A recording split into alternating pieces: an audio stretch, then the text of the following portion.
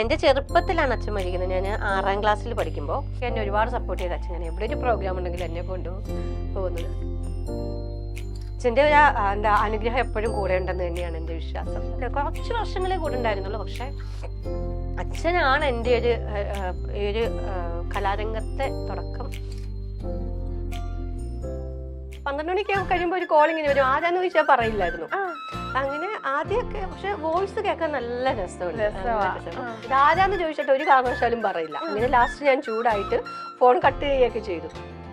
അതായിരുന്നു എൻ്റെ ജീവിതത്തിന്റെ തുടക്കം എന്ന് വേണമെങ്കിൽ പറയാം. എൻ്റെ കുടുംബ ജീവിതത്തിന്റെ തുടക്കം എന്ന് പറയും. പിന്നെ എന്താ പറയുക, പിന്നെ ഡെയിലി ഫോൺ വിളിയായി. എപ്പോഴൊക്കെ ഒരു ഇങ്ങനെ വയറിട്ട് ഇങ്ങനെ ചെടിയൊക്കെ പോയി കല്യാണമൊക്കെ കഴിച്ച് ഭയങ്കര ഇഷ്ടമാണ് അവർക്ക് എന്നെ. ഞങ്ങൾ തമ്മിൽ എപ്പോഴും വിളിയോ സംസാരമോ കാര്യങ്ങളോ ഒന്നുമില്ല. എന്റെ തുടക്ക സമയത്ത് എല്ലാ കാര്യങ്ങളും എന്നോട് പറഞ്ഞിട്ടുണ്ടായിരുന്നു. പിന്നെ അന്നും പറഞ്ഞ് മഞ്ജു ഇത് ആരോടും പറഞ്ഞേക്കരുത്, ഇത് നമുക്കൊരു സമയം ആകുമ്പോൾ പബ്ലിഷ് ചെയ്യാം എന്ന് പറഞ്ഞാൽ ഞാനും ഇത് ആരോടും ഷെയർ ഒന്നും ചെയ്തിരുന്നില്ല. അപ്പൊ അവളുടെ ലൈഫ് ഒരു ഇതിലെത്തിയപ്പം എനിക്ക് തോന്നുന്നു അവളെക്കാൾ കൂടുതൽ സന്തോഷിക്കുന്നത് ഹിറ്റ് ചെയ്യുന്ന ഒരു ലേഡി ഞാൻ മാത്രമായിരുന്നു. കോമഡി സ്റ്റാറിൽ ചെല്ലുമ്പോഴും അതുപോലെ തന്നെ ആദ്യം ഒരു ലേഡീസിന്റെ ഒരു ഫസ്റ്റ് സീസണിൽ ലേഡീസിന്റെ ഒരു ടീം ഉണ്ടായിരുന്നു. അതിനുശേഷം പിന്നെ ബാക്കിയെല്ലാം നമ്മുടെ ഫീമെയിൽ ചെയ്യുന്ന മെയിൽസ് ആയിരുന്നു. ഇതും കഴിക്കാവുന്നല്ലേ? മൈദ അല്ല, അയ്യോ തെറ്റിപ്പോയി. മൈദ അല്ലെങ്കിൽ ഗോതമ്പ്, അതും തെറ്റിപ്പോയി. എന്തായിട്ടാ തോന്നുന്നേ? ഹാർവിയോറ, the exclusive collection of adenium plants. ഇനി നിങ്ങളുടെ വീടിന്റെ അകത്തളങ്ങളിൽ ഹാർവിയോറ അഡീനിയം പ്ലാന്റ്സ് പുഷ്പിച്ചു നിൽക്കും. വെബ്സൈറ്റ് വഴി ഓർഡർ ചെയ്ത് കഴിഞ്ഞാൽ ഇന്ത്യയിൽ എവിടെയും ഫ്രഷ് ആയി ഞങ്ങൾ അഡീനിയം പ്ലാന്റ് നിങ്ങളുടെ വീട്ടിൽ എത്തിച്ചു തരും. കൂടുതൽ വിവരങ്ങൾക്കായി ഹാർവിയോറ വെബ്സൈറ്റ് സന്ദർശിക്കുക. അണ്ണാര കണ്ണാവ പൂവാല ചങ്ങാത്തം കൂടാൻ വാ. ഹേ ഹലോ, എല്ലാവർക്കും നമസ്കാരം. മൈൽ സ്റ്റോൺ മേക്കേഴ്സ് പ്രസൻസ് ചക്കംപക്കത്തിലേക്ക് എല്ലാവർക്കും സ്വാഗതം. അപ്പൊ ഇന്ന് ചക്കംപക്കത്തിൽ എൻ്റെ കൂടെ ജോയിൻ ചെയ്തിട്ടുള്ള നമ്മൾ ഒരുപാട് സ്റ്റേജ് ഷോസിലൊക്കെ നമ്മൾ ഒരുപാട് ചിരിപ്പിച്ചിട്ടുള്ള ഒരു ആർട്ടിസ്റ്റ് ആണ്. ഒരുപാട് സ്നേഹത്തോടെ വെൽക്കം ചെയ്യുന്നു മഞ്ജു ചേച്ചി. Welcome to the show. നമസ്കാരം. എന്തൊക്കെയുണ്ട് ചേച്ചി വിശേഷങ്ങള്? സുഖമായിട്ട് പോകുന്നു. ഇപ്പൊ നമ്മൾ ഏഷ്യാനെറ്റിലായിക്കോട്ടെ, സി കേരളത്തിലായിക്കോട്ടെ, കൗമുദിലായിക്കോട്ടെ നിറങ്ങി നിൽക്കുവാലോ. എന്താണ് ഏത് ചാനൽ നോക്കിയാലും ചേച്ചിനെ കാണാം. കുറെ ആഗ്രഹിച്ചിരുന്നയാ പണ്ട് തൊട്ടേ. മെയിൻ ഫീൽഡ് ഡാൻസ് ആയിരുന്നു. അപ്പൊ അതിൽ നിന്ന് പതിയെ അഭിനയത്തിലേക്ക് പോയപ്പോ ഒരുപാട് ആഗ്രഹിച്ചിരുന്നായിരുന്നു. അപ്പൊ ഇപ്പൊ നമുക്ക് എന്താ പറയുക, ദൈവം അനുഗ്രഹിച്ചിട്ട് അങ്ങനെയൊക്കെ അങ്ങ് പോയാ മതി. എന്നാലും ഏത് ചാനലാണ് ഏറ്റവും കൂടുതൽ ഷോസ് ചെയ്തിട്ടുള്ളത്? ഒരുവിധം എല്ലാ ചാനലുകളും ചെയ്തിട്ടുണ്ട്. സൂര്യ ടി വിയിൽ തുടക്കം ഏഷ്യാനെറ്റിലായിരുന്നു. സന്മനസ്സുള്ളവർക്ക് സമാധാനം എന്ന് പറഞ്ഞിട്ടൊരു ഹാസ്യ പരമ്പര ഉണ്ടായിരുന്നു. അപ്പൊ അതിനകത്തായിരുന്നു എന്റെ പ്രൊഫഷണൽ തുടക്കം എന്ന് പറയുന്നത്. അതിനകത്തായിരുന്നു. അതിനുശേഷം പിന്നെ സൂര്യ ടി വിയിൽ രസികരാജ നമ്പർ 1 എന്ന് പറഞ്ഞൊരു പ്രോഗ്രാം. തുടർന്ന് അതിൽ കുറേ പ്രോഗ്രാംസ് ചെയ്തു. അത് കഴിഞ്ഞ് മഴവിൽ മനോരമ സ്റ്റാർട്ട് ചെയ്തപ്പോൾ കോമഡി ഫെസ്റ്റിവൽ സീസൺ 1, പിന്നെ അതിനകത്ത് മറിമായം, ഇന്ദിര എന്ന് പറഞ്ഞിട്ടൊരു സീരിയൽ, പിന്നെ അതേപോലെ അത് കഴിഞ്ഞിട്ട് ഫ്ലവേഴ്സ് സ്റ്റാർട്ട് ചെയ്തപ്പോൾ കോട്ടയം നസീർ ഷോ എന്ന്. അങ്ങനെ ഒരുവിധം എനിക്കൊന്ന് ചാനലൊക്കെ തുടങ്ങിയപ്പോൾ തൊട്ട് ഞാൻ അതിന്റെ ഒരു ചെറിയ ഭാഗമായിട്ട് സൈഡിൽ ഇങ്ങനെ ഉണ്ട്. ഇപ്പൊ ഞാൻ പറഞ്ഞ പോലെ നമ്മൾ ഒരുപാട് ചിരിപ്പിച്ചിട്ടുള്ള ഒരു ആർട്ടിസ്റ്റ് ആണ്. പക്ഷെ നമുക്ക് ചിരിക്കാൻ എളുപ്പമാണ്, പക്ഷെ ആ ചിരിപ്പിക്കൽ എന്ന് പറഞ്ഞാൽ അത്ര എളുപ്പമുള്ള ഒരു കാര്യമല്ല. അപ്പൊ ഇത്രയും ഒരുപാട് ആൾക്കാരെ ചിരിപ്പിച്ചിട്ടുള്ള ഒരാളാ ചേച്ചി. അതിന്റെ പിന്നിലുള്ള ആ ഒരു രസതന്ത്രം എന്തായിരുന്നു? എനിക്ക് ഇതുവരെ പിടിയിട്ടില്ല സത്യമായിട്ടും. ഈ നിമിഷം വരെയും ഞാനൊരു കോമഡി ആർട്ടിസ്റ്റ് ഇതുപോലെ തിരുവനന്തപുരത്തൊക്കെ ഷൂട്ടിന് പോകുന്ന സമയത്ത് ബ്രേക്ക് ടൈമിൽ സൂവിലൊക്കെ പോകുമ്പോൾ കണ്ണൂരും കാസർഗോഡുള്ള ആൾക്കാരൊക്കെ വരും. അപ്പൊ അവർക്കൊക്കെ കാണുമ്പോൾ ഭയങ്കര സന്തോഷമാണ്, ഭയങ്കര സ്നേഹമുള്ള ആൾക്കാരുമാണ്. അവരൊക്കെ കാണുമ്പോൾ എന്റെ പേരറിയില്ല, എന്നെ വിളിക്കുന്ന കോമഡി ചേച്ചി, മിമിക്രി ചേച്ചി. ഇതെന്താ ഇവരെന്നെ ഇങ്ങനെ വിളിക്കണേ? സത്യം പറഞ്ഞു കഴിഞ്ഞാൽ ഇപ്പോഴും കോമഡി തനിയെ ചെയ്യാൻ പറഞ്ഞു കഴിഞ്ഞാൽ എനിക്ക് പറയാനും അറിയില്ല, ചെയ്യാനും അറിയില്ല. എന്റെ കൂടെ നിൽക്കുന്ന ആൾക്കാരുടെ ആ ഒരു സപ്പോർട്ട് കൊണ്ടാണ് ഈ നിമിഷം വരെ ഞാൻ വിശ്വസിക്കുന്നത്. അത് തന്നെയാണ് സത്യം. അതെ. അപ്പൊ പണ്ട് പഠിക്കുന്ന സമയത്തൊട്ട് ഡാൻസിലും പാട്ടിലും ഒരുപാട് സ്കിറ്റിന്റെ ഒക്കെ ഭാഗമായിരുന്നു എന്ന് ചേച്ചി പറഞ്ഞല്ലോ. കൂടുതലും പഠനം കഴിഞ്ഞിട്ടാണ് മെയിൻ ആയിട്ട് ഇതിലേക്ക് പോയത്. പണ്ട് മുഴുവനും ഡാൻസും ചെറിയ ആ സമയത്തൊക്കെ കൂടുതലും മ്യൂസിക്കൽ ആൽബം ആയിരുന്നല്ലോ, അങ്ങനെയുള്ള പ്രോഗ്രാംസ് ആയിരുന്നു കൂടുതലും ചെയ്തത്. ഓക്കെ. അപ്പൊ നമ്മൾ ചെറിയൊരു സെഗ്മെന്റിലോട്ട് പോവാണ്. എളുപ്പമുള്ള സെഗ്മെന്റ് ആണ്. ഓക്കെ, പോന്നോട്ടെ. എവിടെ സാധനങ്ങൾ എവിടെ? ഞാൻ ഒരു ഡൗട്ട് ചോദിച്ചിട്ടുണ്ട്. ഈ ഇതിന്റെ പേര് ചക്കംപക്കം. എന്താണ് ഈ ചക്കംപക്കം? ചക്കംപക്കം എന്ന് പറഞ്ഞാൽ, ചക്കം എന്ന് പറഞ്ഞാൽ നമ്മൾ കുറെ ചോദ്യങ്ങളും, പക്കം എന്ന് പറഞ്ഞാൽ കുറച്ച് പണികളൊക്കെയാണ്. പണിയായി പോയല്ലോ. അപ്പൊ ഞാനാണെങ്കിൽ ചേച്ചിക്ക് കുറച്ച് സാധനങ്ങൾ ഇങ്ങനെ തരും. ചേച്ചി കണ്ണൊന്നും കിട്ടുന്നില്ല, ചേച്ചി തൊട്ട് നോക്കിയിട്ടോ സ്മെല് ചെയ്തിട്ടോ എങ്ങനെയാന്ന് വെച്ചത് എന്താണ് സാധനം എന്ന് പറയണം. ആ. ഇതാണ് നമ്മുടെ ഫസ്റ്റ് ടാസ്ക്. ചേച്ചി പറഞ്ഞ നുണയാണെങ്കിൽ അല്ല നുണയല്ല തെറ്റിപ്പോയെങ്കിൽ ചെറിയൊരു പണിഷ്മെന്റ് ഉണ്ട്. ഈശ്വരാ. ഓക്കെ തുടങ്ങാം. ഓക്കെ. ഓക്കെ അപ്പൊ ഫസ്റ്റ് എന്നാ സ്മെല്ല് ചെയ്യാവോ? ആ സ്മെല് ചെയ്യാം, തൊടാം. ടേസ്റ്റ് ചെയ്യാവോ? ആ. എന്നാലും അലർജി ആയിട്ട് മൂക്കൊക്കെ മൂക്കടങ്ങിയിരിക്കുമായിരിക്കും അല്ലേ? ടേസ്റ്റ് ചെയ്യാവോ? കഴിക്കാൻ പറ്റുന്ന സാധനമാണോ? കഴിക്കാൻ പറ്റുന്ന സാധനം ആണോ? എന്തായിട്ട്? റാഗി പൗഡർ. സൂപ്പർ, അടിപൊളി അടിപൊളി. ചോദിച്ചത് ടേസ്റ്റ് ചെയ്യാവോ? മൂക്കടങ്ങിരിക്കുക. അതുകൊണ്ട് മനസ്സിലാവില്ലായിരിക്കും അല്ലേ? ഓക്കെ. മാത്രല്ല ഇത് സ്മെല്ല് പൊടി അടിക്കുമ്പോ വീണ്ടും തുമ്മാൻ തുടങ്ങും. ഓക്കെ അടുത്ത പ്ലേറ്റ്. എന്തോ ഒരു പൊടി. പൊടിയല്ലേ? എനിക്കിതായിട്ടൊരു ബന്ധം. എല്ലാം പൊടിയാണല്ലേ? ഒറ്റ തുമ്മ. അതാ എനിക്ക് അതാണ് പേടി, തുമ്മിക്കഴിഞ്ഞാല്. ഇതും കഴിക്കാവുന്നല്ലേ? മൈദ അല്ല, തെറ്റിപ്പോയി. അയ്യോ തെറ്റിപ്പോയി. മൈദ അല്ലെങ്കിൽ ഗോതമ്പ്. അതും തെറ്റിപ്പോയി. അല്ലേ? എന്തായിട്ടാ തോന്നുന്നേ?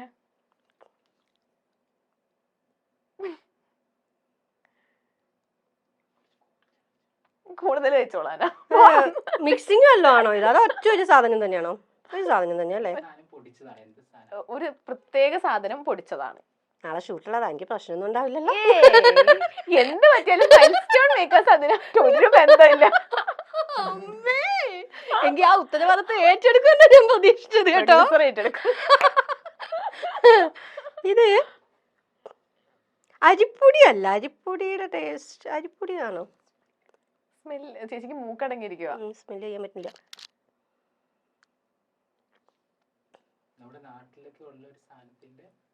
പൊടിച്ചത് തോറ്റോ? നേരേന്ന് വരുന്നു. അല്ലല്ലോ, അല്ല അങ്ങനെ പണിഷ്മെന്റ്. കൂവപ്പൊടി. കൂവപ്പൊടിയാണ് അത് നെറ്റി. എന്നെ തെറ്റിക്കാനും ശരിക്കും ടേസ്റ്റ് കിട്ടുന്നില്ല കേട്ടോ. എന്താ സംഭവം മനസ്സിലാവുന്നില്ല. കപ്പപ്പൊടി. കപ്പപ്പൊടിയാണോ? കപ്പപ്പൊടി ഞാൻ ഇതുവരെ കഴിച്ചിട്ടില്ല, ആദ്യമായിട്ടാട്ടോ ലൈഫില്. മൂക്കടങ്ങി. അത് സത്യമായിട്ട് എന്റെ മൂക്കടഞ്ഞതാ പ്രശ്നം. ഇതില്ലെങ്കിൽ ഞാൻ മണം കൊണ്ട് പിടിക്കുന്ന ആളാ. അടുത്തത് കളർഫുൾ പൊടിയാ. മഞ്ഞളാണോ? മഞ്ഞളോ? മിക്സിംഗാ? മിക്സിംഗ് ആണോ? ഇത് സാമ്പാർ പൊടി. രസപ്പൊടി. അയ്യോ, വെറുതെ തള്ളി മറക്കാണ് ഇവിടുന്ന്. എനിക്ക് രസപ്പൊടി സാമ്പാർ പൊടിയുടെ ഒക്കെ മണം. ചിക്കൻ പൊടിയാണോ? ചിക്കൻ മസാലയാണോ? അല്ല, അതും അല്ലേ. ഇനി എന്തെങ്കിലും ഉണ്ടോ പറയാൻ? Beef masala, fish masala. എന്താ? കുറച്ചും കൂടെ, ഒന്നും കൂടെ. ചൂടുണ്ട്. ഗരം മസാലപ്പൊടി ഇങ്ങനെയല്ല.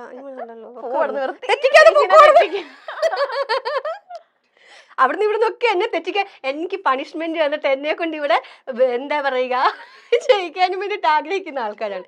ശരിക്കും ഇതെന്ത്? ഞാൻ പറയട്ടെ, കടലക്കറി മസാല. കടലക്കറി മസാല ഉണ്ടോ? സത്യമായിട്ട് ഞാൻ ഇങ്ങനത്തെ പൗഡറുകൾ ഉപയോഗിക്കത്തില്ല വീട്ടിൽ കേട്ടോ. ആകെ ഉപയോഗിക്കും സാമ്പാർ പൊടി മാത്രം. ചിക്കൻ മസാല അങ്ങനെ ഉപയോഗിക്കത്തില്ല, ഫിഷ് മസാല ഉപയോഗിക്കത്തില്ല. ഒക്കെ നോർമൽ നമ്മുടെ മുമ്പ് ഉപയോഗിക്കുമായിരുന്നു, ഇപ്പൊ ഉപയോഗിക്കില്ല. ഇപ്പം മാക്സിമം വീട്ടില് മുളക് പൊടി മല്ലിപ്പൊടിയൊക്കെ വീട്ടിൽ അങ്ങനെ തന്നെ. അതെ. നെക്സ്റ്റ് കടലക്ക് മസാല ഉണ്ടോ? ഞങ്ങള് വെറൈറ്റി മസാല. ഇതിന് വേണ്ടിട്ട് പൊടികൾ തപ്പിപ്പിടിച്ച് ഞങ്ങൾ 2 ആഴ്ച ഇതിന്റെ പുറകെ നടക്കുമായിരുന്നു. വെറൈറ്റി പൊടികൾ തന്നെ. ഇത് പിയർ. അങ്ങോട്ട് കൊടുക്കണ്ടല്ലോ ചേച്ചി. അവിടെ എത്തിയിട്ട് ഇങ്ങനെ പരിശോധിച്ചിട്ടൊക്കെ ഒറ്റയടിക്ക് പറയാം. തുടക്കത്തിൽ പറഞ്ഞു കഴിഞ്ഞാൽ പണിഷ്മെന്റ് തിരിച്ചു കൊടുത്താലോ എഴുതിയിട്ട്.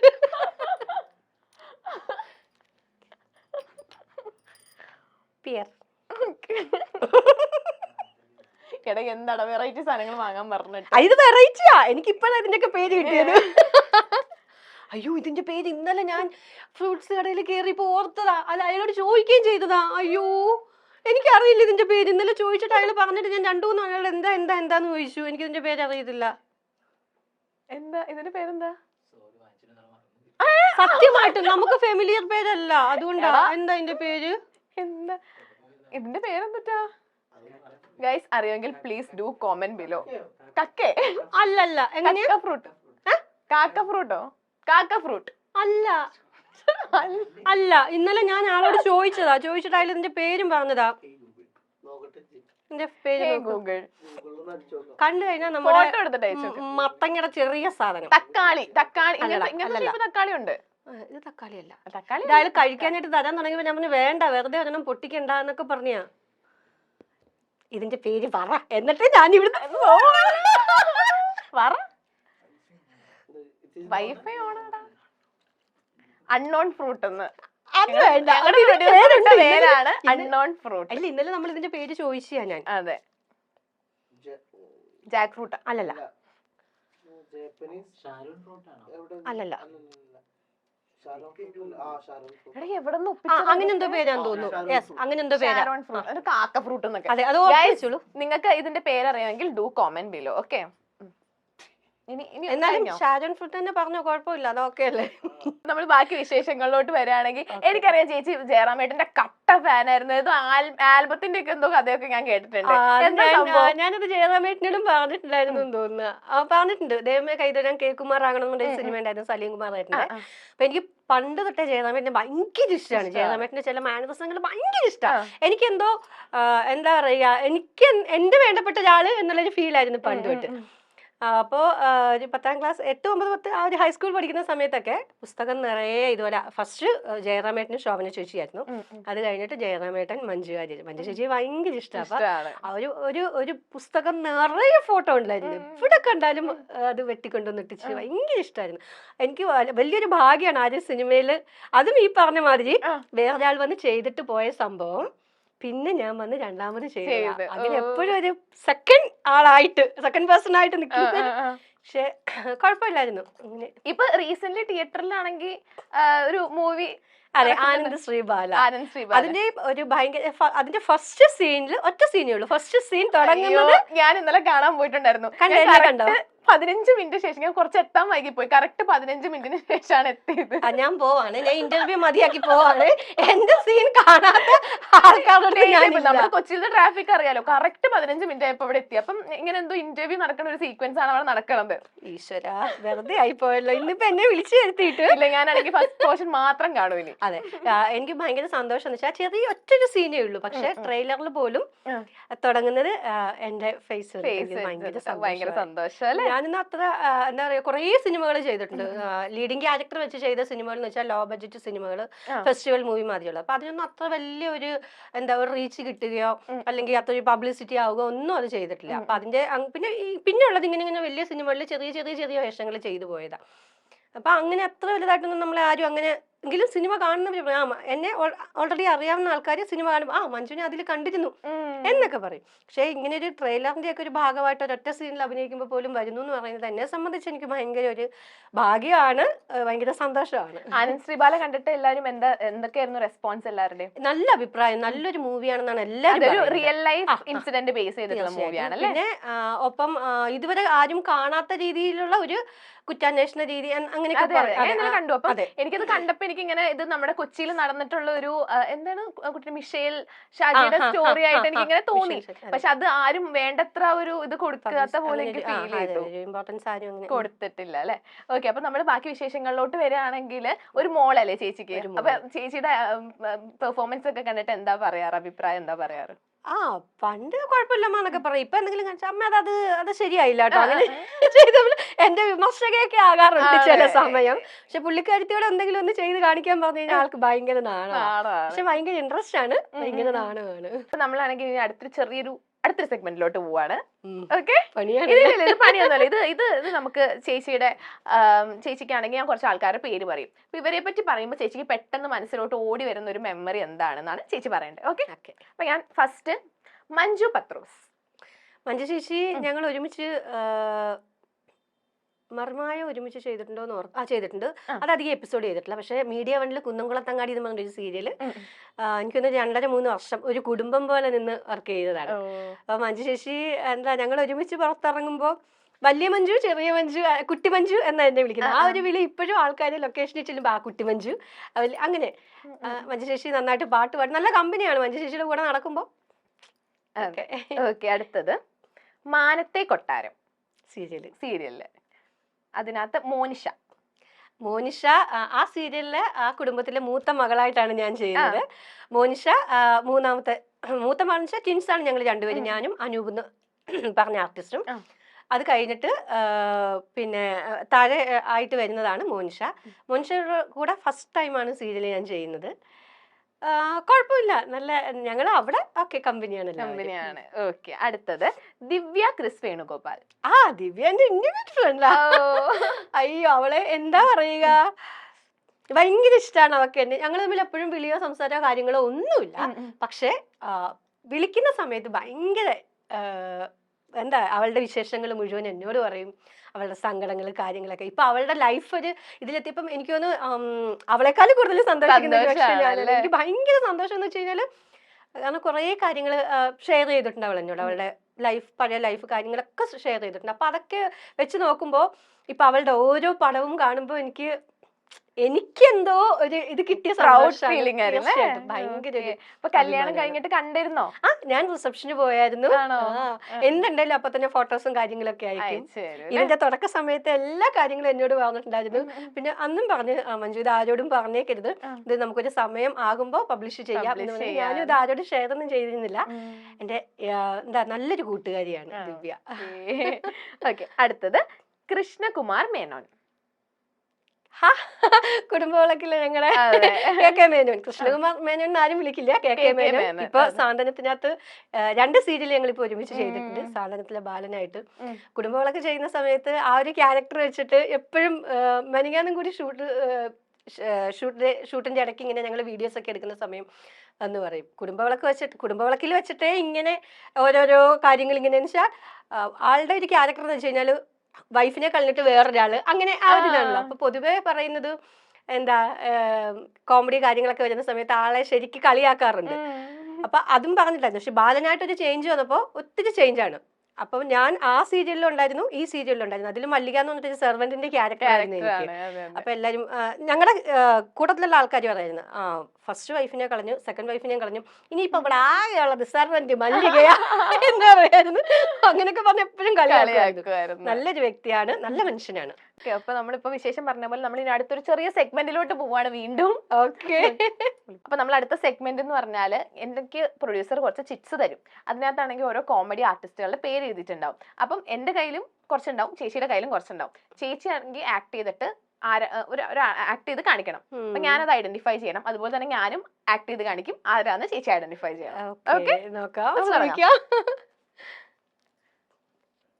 ഓക്കെ. ഒത്തിരി ഉണ്ടോ അമ്മേ? ഇതെന്താ, എനിക്കെല്ലാം ടഫാട്ടോ. എനിക്കും ടഫാ. ചേച്ചി ഒരെണ്ണം ഞാൻ ഇവിടെ നിന്ന് കണ്ടായിരുന്നു.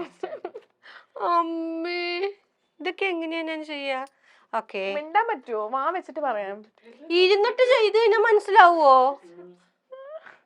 ആർട്ടിസ്റ്റിന്റെ പേരല്ലേ ഉള്ളൂ. അതാ ഇരുന്നിട്ട് എങ്ങനെയാ ചെയ്യാ നമുക്ക്? ഓക്കെ ദിലീപേട്ടെ. അതിന് സിമ്പിൾ അല്ലേ, ഏറ്റവും പെട്ടെന്ന് പറയാൻ പറ്റുന്ന ഒരു വാക്കാണത്. ഞാനില്ലെന്ന് ഞാൻ എങ്ങനെ കാണിക്കാം? ഞാൻ ഇത് വേണ്ട.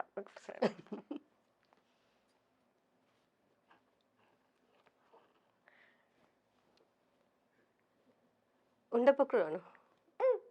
ഗിന്നസ് പക്രു.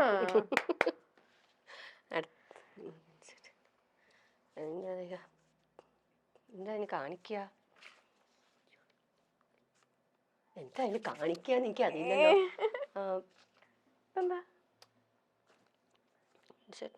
വേറെ നോക്കട്ടെ.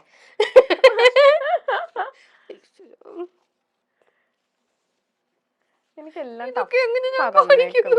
ഇവരുടെ ക്യാരക്ടർ എനിക്ക് അറിയില്ല.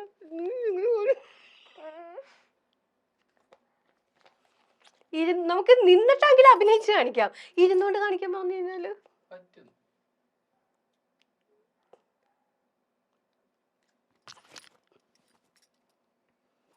അങ്ങനെ കാണിച്ചാലും ശരിയാവില്ല. അറിയില്ല എന്താ അതിന് കാണിക്കാൻ പറ്റുന്ന, എന്തോ എനിക്കൊന്നും പിടികിട്ടുന്നില്ല.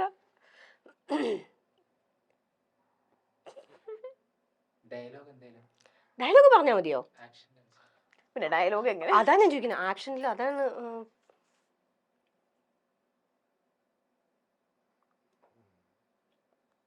ഒന്നും കിട്ടുന്നില്ല. കാണാൻ ലുക്കില്ലെന്നേ ഉള്ളു, ഭയങ്കര ബുദ്ധിയാ. അയ്യോ അതെ, ഒന്നോടെ ചേച്ചി പ്ലീസ് ഒന്നോടെ. നന്ദി മാത്രമല്ലോ. ചേച്ചി അടുത്തത് ഒരു ക്ലൂ കൂടെ. ഞാൻ കണ്ടോ പറഞ്ഞേ? സലീമേട്ടനാണോ? അതെ, കാണിക്കാൻ പറ്റാത്ത നമുക്ക് ഡയലോഗ് പറയാം, അതേ പറ്റുള്ളൂ. ആ 500 4 മക്കൾ 5 മക്കളാ. 500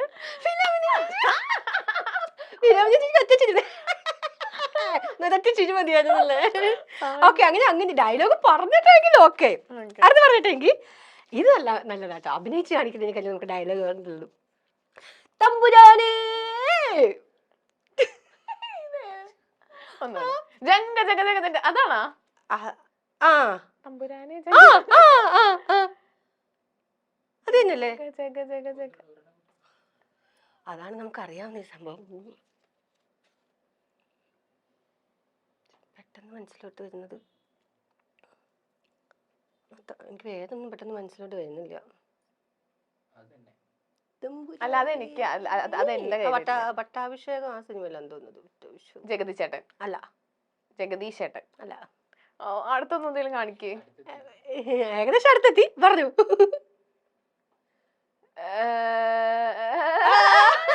ജയറാമേട്ടൻ അല്ല. ജയറാമേട്ടൻ്റെ കൂടെ അഭിനയിച്ച ആളാണ്. അയ്യോ, മണിച്ചേട്ടൻ. ആരാ? മുകേഷ് ചേട്ടനാ? അല്ല. ജനാർദ്ദനൻ ചേട്ടൻ. തമ്പുരാനെ എന്ന് വിളിക്കുന്നത്. തമ്പുരാനെ ആരാ വിളിക്കണേ? ഈർക്കിലി എന്ന് പറയും. പിന്നെ ഇന്ദ്രൻ ചേട്ടൻ. തമ്പുരാനെ വിളിക്കുന്ന ആള്. എനിക്ക് പെട്ടെന്ന് അതേ ഓർമ്മ വന്നോളൂ ഡയലോഗ്സ്. ഇനി അടുത്തത് ഞാൻ കാണിക്കാം. മുതലാളി ജംഗ ജഗ ജഗ ജഗ. അടുത്ത ഞാൻ പറയട്ടെ? കഴിഞ്ഞ തല്ലി ഓടിക്കണ അവന്റെ കാല്. എന്റെ അല്ലടാ, അവന്റെ കാല്. അയ്യോ, ജനാർദ്ദനൻ ചേട്ടൻ. കഴിഞ്ഞു, ഞാൻ കഴിഞ്ഞു. എനിക്കിവിടെ ഇതിനെനിക്ക് കാണിക്കാൻ അറിയാം. ഡയലോഗ് എനിക്ക് ഓർമ്മയില്ല. ഇത് അടുത്ത സിനിമയിലുണ്ടായിരുന്നതാണേ. അയ്യോ, കുറച്ച് കഞ്ചാവ് എടുക്കട്ടെ. അയ്യോ, സിനിമ കാണക്കാൻ കുറച്ച് കഞ്ചാവല്ലേ വിൽക്കണേ? കഞ്ചാവ് വിൽക്കൂലേ? വിൽക്കുവോ? ഞാൻ വിൽക്കത്തില്ല.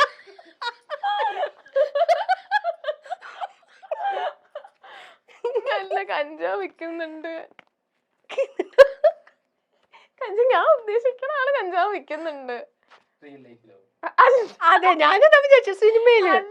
ആ സിനിമയില് കഞ്ചാവ് വിൽക്കുന്ന സണ്ണി വെയിനാണോ? അല്ല, ആ ഒരു സിനിമ എനിക്ക് ഓർമ്മയില്ല. മറ്റേ ആടില് മറ്റേ സുധീകോപ്പയാണ് കഞ്ചാവ് വിൽക്കണല്ലേ?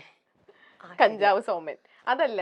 ഞാൻ പറയട്ടെ, ചേച്ചി തോറ്റു. ഞാൻ പറയട്ടെ, അശ്വിൻ ചേട്ടൻ വാഴയില് കഞ്ചാവ് വിൽക്കുന്നില്ലേ?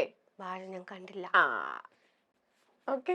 എനിക്ക് പിന്നെ ഒരു കാര്യം ഞാൻ അറിഞ്ഞത്, ചേച്ചിക്ക് 12 മണിക്കൊരു കോള് വരാറുണ്ട് എന്ന് പറഞ്ഞിട്ടൊരു കാര്യം ഞാൻ അറിഞ്ഞു. 12 മണിക്കൊരു കോൾ? അതിപ്പോഴല്ലോ, എന്റെ ലൈഫല്ലേ. അതന്നെ ഞങ്ങൾക്ക് അറിയേണ്ടത്. അതെ, അത് എന്റെ എന്താ പറയുക, എങ്ങനെ 12 മണിക്ക് കഴിയുമ്പോ ഒരു കോൾ ഇങ്ങനെ വരും. ആരാന്ന് ചോദിച്ചാൽ പറയില്ലായിരുന്നു. അങ്ങനെ ആദ്യമൊക്കെ, പക്ഷെ വോയിസ് കേൾക്കാൻ നല്ല രസമുണ്ട്. ഞാൻ പാട്ട് പാടുമെന്നൊക്കെ ചോദിച്ചില്ല അതൊക്കെ പറഞ്ഞു. ഇത് ആരാന്ന് ചോദിച്ചിട്ട് ഒരു കാരണവശാലും പറയില്ല. അങ്ങനെ ലാസ്റ്റ് ഞാൻ ചൂടായിട്ട് ഫോൺ കട്ട് ചെയ്യുകയൊക്കെ ചെയ്തു. അതായിരുന്നു എന്റെ ജീവിതത്തിന്റെ തുടക്കം എന്ന് വേണമെങ്കിൽ പറയാം. എന്റെ കുടുംബ ജീവിതത്തിന്റെ തുടക്കം എന്ന് പറയാം. ആ കഥയൊന്ന് കേക്കട്ടെ? അങ്ങനെയൊന്നുമില്ല. അത് മുമ്പ് ഞാൻ എവിടെയോ പറഞ്ഞിട്ടുണ്ടെന്ന് തോന്നുന്നു. ഞാൻ ഇതുപോലെ ഒരു ട്രൂപ്പില് ഈ മെഗാ മേക്കേഴ്സിൽ തന്നെ ഡാൻസറായിട്ട് ഓണ പ്രോഗ്രാം 5 പ്രോഗ്രാം പോയതാണ്. ആ സമയത്താണ് മനോജേട്ട ഒരു തവണ പ്രോഗ്രാം കാണാൻ വന്നിട്ട് പറഞ്ഞു, മഞ്ജുവിനെ സ്കിറ്റിലും കൂടി ഞാൻ ഈ എന്താ ഡപ്പങ്കൂത്ത് ഡാൻസ് ഒക്കെ ചെയ്യുമ്പോൾ കുറച്ച് എക്സ്പ്രഷൻ ഒക്കെ ഇടും. അപ്പൊ ഏട്ടൻ വന്നിട്ട് പറഞ്ഞു, മഞ്ജുവിനെ ഇനി സ്കിറ്റിലും കൂടെ ചേർത്തോളൂ. അങ്ങനെയാണ് ഞാൻ 5 ദിവസത്തെ ഡാൻസറായിട്ട് പോയ ഞാൻ സ്കിറ്റിലേക്ക് കടക്കുന്നത് എങ്ങനെയാണ്. എൻ്റെ കോമഡി ലൈഫ് എൻ്റെ ആശാൻ അല്ലെങ്കിൽ എൻ്റെ ഗുരുനാഥൻ എന്ന് പറയുന്നത് മനോജ് ഗിന്നസ് ആണ്. അപ്പൊ മനോജ് ചേട്ടൻ്റെ ആ ഒരു ട്രിപ്പിലൂടെയാണ് ഇന്നിപ്പോ ഇവിടം വരെ ഈ ഒരു കോമഡി ആർട്ടിസ്റ്റ് ഇപ്പൊ നേരത്തെ പറഞ്ഞ പോലെ ഇവിടം വരെ എത്തിയത്. അപ്പോൾ ഇങ്ങനെ പ്രോഗ്രാം കഴിഞ്ഞ് പോകുന്ന സമയത്ത് ഫോൺ വരും. നമ്പർ മാത്രമല്ല, ആരാ എന്താ ഒന്നും അറിയില്ല. ചോദിച്ചു കഴിഞ്ഞാൽ പറയത്തുമില്ല. ഇങ്ങനെ ചുമ്മാ എന്തെങ്കിലുമൊക്കെ സംസാരിക്കുക. അപ്പം കുറേയൊക്കെ കഴിയുമ്പോൾ നമുക്ക് ആരാന്നറിയാൻ വയ്യാത്ത ഒരാളോട് എങ്ങനെയാ സംസാരിക്കാന്നൊക്കെ കരുതിയിട്ട് ഫോൺ ഡെയിലി വരും. എന്നിട്ട് അവസാനം ഇതെങ്ങനെ കണ്ടുപിടിക്കാന്നൊക്കെ കരുതി അങ്ങനെ ഇരുന്നിട്ട് അപ്പോൾ എൻ്റെ ഫ്രണ്ട്സ്, ഹസ്ബൻഡ് അവിടെ ഒരു ട്യൂട്ടോറിയൽ കോളേജിൽ പഠിപ്പിക്കാൻ പോകുന്നുണ്ടായിരുന്നു. അപ്പം എൻ്റെ ഫ്രണ്ട്സ് അവിടെ പഠിക്കാൻ പോകുന്നുണ്ടായിരുന്നു. അപ്പോൾ അവരോട് എൻ്റെ കാര്യങ്ങളൊക്കെ ഇങ്ങനെ തിരക്കാറുണ്ട്. ശരിക്കും പറഞ്ഞു കഴിഞ്ഞാൽ ഞങ്ങൾ തമ്മിലൊരു ഡിസ്റ്റൻസ് റിലേഷനും ഉണ്ടായിരുന്നു. എൻ്റെ ആങ്ങളെ കല്യാണം കഴിച്ചിരിക്കുന്നത് പുള്ളിക്കാരൻ്റെ അപ്പച്ചിയുടെ മകളെ ആയിരുന്നു. അപ്പം അങ്ങനെ ഒരു ബന്ധം കൂടി ഉണ്ടായിരുന്നു. പക്ഷെ ഞങ്ങൾ തമ്മിൽ ഡയറക്റ്റ് കോൺടാക്ട്സ് ഒന്നുമില്ല. എന്നെയൊക്കെ കാണുമ്പോൾ ഭയങ്കര മസിൽ പിടിച്ചുള്ള നടത്തവും ഓക്കെ ഇങ്ങനെയൊക്കെയുള്ളൊരു ആറ്റിറ്റ്യൂഡുകളൊക്കെ ഒക്കെ ആയിരുന്നു. അപ്പം ഞാൻ പൊതുവെ ഇങ്ങനെ തന്നെയാണ് എല്ലാവരോടും ബഹളം വെച്ച് അങ്ങനെ പണ്ട് തൊട്ടേ അങ്ങനെ തന്നെയായിരുന്നു. അപ്പൊ അങ്ങനെയൊക്കെ കാണുമ്പോൾ ഞാൻ ജാട വാമ്പറ എന്നൊക്കെ പറഞ്ഞ് നമ്മള് വലിയ സാറാണെന്നുള്ളൊരു ഭാവം എന്നൊക്കെ പറഞ്ഞിട്ട് ഓക്കെ അങ്ങനെ വിട്ടു കളയായിരുന്നു. രാത്രിയിലാണല്ലോ ഈ പുള്ളിക്ക് സ്വഭാവം നമുക്ക് മനസ്സിലാവുള്ളൂ. അങ്ങനെ കുറെ കഴിഞ്ഞപ്പോ ഫ്രണ്ട്സിനോടൊക്കെ ചോദിച്ചപ്പോ എനിക്കൊരു ഡൗട്ട്. ആ ഫ്രണ്ട്സിനോട് അങ്ങനെ ചോദിച്ചു കഴിഞ്ഞിട്ടാണ് ഈ നമ്പർ കിട്ടുന്നത്. അങ്ങനെ പിന്നെ എന്താ പറയുക, പിന്നെ ഡെയിലി ഫോൺ വിളിയായി. എപ്പോഴൊക്കെയോ ഒരു റൂട്ട് ഇങ്ങനെ വയറിട്ട് ഇങ്ങനെ ചരിഞ്ഞൊക്കെ പോയി. അങ്ങനെ കല്യാണമൊക്കെ കഴിച്ച് ശരിക്കും പറഞ്ഞാൽ എപ്പോഴും എന്താ ഞാൻ പറഞ്ഞില്ല, ഒരു ദൈവാനുഗ്രഹത്തിനോടൊപ്പം തന്നെ എൻ്റെ വീട്ടുകാർക്ക് ഫുൾ സപ്പോർട്ടായിരുന്നു. എൻ്റെ അച്ഛനൊക്കെ ഭയങ്കര ഇഷ്ടമായിരുന്നു. ഞാനൊരു ആർട്ടിസ്റ്റാണ്. ഡാൻസ് കുഞ്ഞുനാളിൽ ഏത് ക്ലബ്ബിൽ എന്ത് പ്രോഗ്രാം ഉണ്ടെങ്കിലും എന്നെ കൊണ്ടുപോകായിരുന്നു. അമ്മയ്ക്കും എൻ്റെ വീട്ടിൽ ഫുൾ സപ്പോർട്ടായിരുന്നു. കല്യാണത്തോടു കൂടി ഏകദേശം ഈ ഒരു പരിപാടി അഭിനയം എന്ന് പറയുന്ന ഒരു പ്രൊഫഷനെ ഞാൻ സ്റ്റോപ്പ് ചെയ്തതായിരുന്നു. പക്ഷെ ഹസ്ബൻഡ് ഭയങ്കര ഈ ഒരു സപ്പോർട്ടീവ് ആയിരിക്കും, ഭയങ്കര സപ്പോർട്ട്. ആൾക്ക് അഭിനയിക്കാനും എല്ലാ കാര്യത്തിനും. പുള്ളിക്ക് ഡാൻസും കാര്യങ്ങളൊന്നും അറിയില്ലെങ്കിലും നമ്മുടെ കൂടെ അങ്ങ് എല്ലാത്തിനും നിൽക്കും. എന്ത് കാര്യത്തിനും ഫുൾ സപ്പോർട്ടായിട്ട് കൂടെ നിൽക്കും. ശരിക്കും എൻ്റെ ഒരു ബാക്ക് ബോൺ എന്ന് പറയുന്നത് എൻ്റെ ഹസ്ബൻഡ്. അപ്പം എനിക്ക് തോന്നുന്നു ഒരുപാട് കാലമായി ഈ ഒരു ഫീൽഡിലോട്ട് വന്നിട്ട്. അപ്പൊ ഈ ഒരു യാത്രയിൽ ഏറ്റവും കൂടുതൽ കടപ്പെട്ടിരിക്കുന്നത് ആരോടാ? കുടുംബത്തിനോടാണ് ഏറ്റവും കൂടുതൽ. പിന്നെ എനിക്ക് ഒരുപാട് അവസരങ്ങൾ തന്ന എനിക്ക് ഏറ്റവും വേണ്ടപ്പെട്ട ഇപ്പം മനോജ് ചേട്ടനാണെങ്കിലും അതേപോലെ തന്നെ ബിബിൻ ജോർജൊക്കെയാണ് എനിക്ക് ഇത് ജെസ്സിക രാജ നമ്പർ 1 എന്ന് പറയുന്നത്. അത് പുരുഷന്മാരുടെ മാത്രം ഒരു പ്രോഗ്രാം ആയിരുന്നു. അതിലേക്ക് വന്ന ഒരു ആങ്കറിങ് ചെയ്യുന്ന കുട്ടി ഉണ്ടായിരുന്നു. അല്ലാതെ വന്ന ഒരു ലേഡി എന്ന് പറയുന്നത് ഞാൻ മാത്രം. ആങ്കറിങ് ചെയ്യുന്ന ആങ്കർ ഇവിടത്തെ ഞങ്ങളുടെ ആങ്കറാ സൗമ്യ ഉണ്ടായിരുന്നു, രമ്യ ചേച്ചി. രമ്യ അത് കഴിഞ്ഞിട്ട് പിന്നെ ആദ്യം സൗമ്യൊക്കെ ആയിരുന്നു. പിന്നെ രമ്യ അത് കഴിഞ്ഞിട്ട് അതെ രമ്യ ഞാൻ കാണാറുണ്ട്. അതെ ഞാൻ ഇന്റർവ്യൂസ് കാണാറുണ്ട്. അത് കഴിഞ്ഞിട്ട് പിന്നെ അതിനകത്ത് സ്കിറ്റ് ചെയ്യുന്ന ഒരു ലേഡി ഞാൻ മാത്രമായിരുന്നു. കോമഡി സ്റ്റാറിൽ ചെല്ലുമ്പോഴും അതുപോലെയായിരുന്നു. ആദ്യം ഒരു ലേഡീസിന്റെ ഒരു ഫസ്റ്റ് സീസണിൽ ലേഡീസിന്റെ ഒരു ടീം ഉണ്ടായിരുന്നു. അതിനുശേഷം പിന്നെ ബാക്കിയെല്ലാം നമ്മുടെ ഫീമെയിൽ ചെയ്യുന്ന മെയിൽസ് ആയിരുന്നു. അങ്ങനെ അവിടെയും എന്താ പറയുക, എനിക്ക് ഈ പ്രോഗ്രാംസ് തന്നെ എന്നെ സപ്പോർട്ട് ചെയ്യുകയും ചെയ്ത ഒരുപാട് ആൾക്കാരുണ്ട്. ഫാമിലിയാണ് ഏറ്റവും വലിയ സപ്പോർട്ട് എന്ന്. അപ്പൊ അച്ഛന്റെ വേർപാട് ഒരു കുറച്ച് അതിപ്പോഴും എനിക്ക് അച്ഛന്റെ കാര്യം സങ്കടം വരും. അപ്പം നമ്മള് പേഴ്സണൽ ലൈഫിൽ അത്രയും ഒരു ട്രോമ ഫേസ് ചെയ്തിട്ട് നമുക്ക് പ്രൊഫഷണൽ ലൈഫിലോട്ട് നമുക്ക് ലൈക്ക് ഒന്ന് ഇതാവണമെങ്കിൽ നമുക്ക് ഒരു സ്റ്റിഗ്മ വേണം. നമ്മുടെ ആ ഒരു പേഴ്സണൽ ലൈഫിൽ നമ്മൾ അത്രയും ഒരു ട്രോമ ഫേസ് ചെയ്തിരിക്കുമ്പോൾ നമുക്ക് പ്രൊഫഷണൽ ലൈഫിൽ പിന്നെ തിരിച്ചു വരണമെങ്കിൽ അതെങ്ങനെയാ ആ ഒരു ഇതൊക്കെ ഒന്ന് ഹാൻഡിൽ ചെയ്തത്? എൻ്റെ ചെറുപ്പത്തിലാണ് അച്ഛൻ മരിക്കുന്നത്. ഞാൻ 6ാം ക്ലാസ്സിൽ പഠിക്കുമ്പോൾ. ഞാൻ പറഞ്ഞില്ല, എനിക്ക് എൻ്റെ കലാജീവിതത്തിൻ്റെ ആദ്യത്തെ സ്റ്റെപ്പുകളിലൊക്കെ എന്നെ ഒരുപാട് സപ്പോർട്ട് ചെയ്ത അച്ഛൻ. ഞാൻ എവിടെ ഒരു പ്രോഗ്രാം ഉണ്ടെങ്കിലും എന്നെ കൊണ്ടുപോകുന്നത് ഭയങ്കര ഇഷ്ടമായിരുന്നു എന്നെ. അച്ഛൻ്റെ എന്താ അനുഗ്രഹം എപ്പോഴും കൂടെ ഉണ്ടെന്ന് തന്നെയാണ് എൻ്റെ വിശ്വാസം. അതെ, ഒരുപാട് എത്രയോ ഷോസ് ചെയ്തു. എപ്പോഴും സ്റ്റേജിൽ കയറുന്നതിന് മുമ്പ് അച്ഛനെയും അമ്മയൊക്കെ ഇങ്ങനെ ഓർക്കും. അവരിതെപ്പോഴും കൂടുതൽ അച്ഛൻ്റെ അനുഭവം പെട്ടെന്ന് സങ്കടം വരും. എന്താന്ന് എനിക്കറിയില്ല. അച്ഛനായിട്ടായിരുന്നു ഏറ്റവും കൂടുതൽ അറ്റാച്ച്ഡ്? അച്ഛന് അല്ല, കുറച്ച് വർഷങ്ങളെ കൂടെ ഉണ്ടായിരുന്നുള്ളൂ. പക്ഷെ അച്ഛനാണ് എൻ്റെ ഒരു കലാരംഗത്തെ തുടക്കം തൊട്ട് എന്നെ സപ്പോർട്ട് ചെയ്ത ഒരാൾ അച്ഛനാണ്. എവിടെ ഉണ്ടെങ്കിലും എന്നെ കൊണ്ടുപോയിരുന്നു. ഏത് ക്ലബിൽ എവിടെ എത്ര ദൂരമാണെങ്കിലും കൊണ്ടുപോയിരുന്നു. ഡാൻസ് ഒക്കെ കളിച്ചു കഴിഞ്ഞാൽ സ്റ്റേജിൽ ഇറങ്ങുമ്പോഴത്തേക്ക് എന്നെ ഇങ്ങനെ തോളയിലൊക്കെ വെച്ചിട്ട് ആൾക്കാരുടെ മുമ്പിൽ കൂടെ ഒരു നടത്തിയൊക്കെ ഉണ്ട്. അതൊക്കെ ഇപ്പോൾ ഓർക്കുന്നുണ്ട്.